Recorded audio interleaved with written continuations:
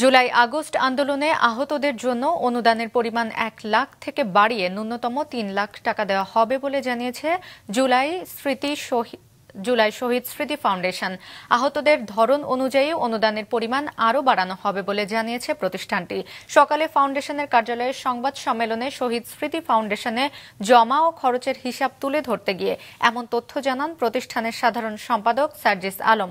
ফাউন্ডেশনের প্রধান নির্বাহী হিসেবে দায়িত্ব পাওয়া শহীদ মীর মুগ্ধর ভাই মীর মাহবুবুর রহমান স্নিগ্ধ জানান, এখন পর্যন্ত ফাউন্ডেশনে জমা হয়েছে ১০৯ কোটি টাকার উপরে, যার মধ্যে ৪৭ কোটি টাকার বেশি শহীদ পরিবার ও আহতদের অনুদান হিসেবে দেওয়া হয়েছে।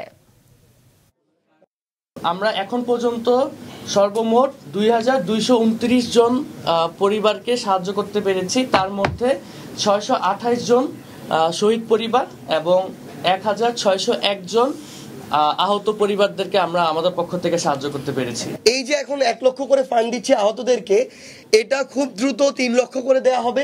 অলরেডি প্রাথমিক একটা সিদ্ধান্ত হয়েছে, লিখিত সিদ্ধান্ত আমাদের আগামী জেনারেল মিটিংয়ে হবে।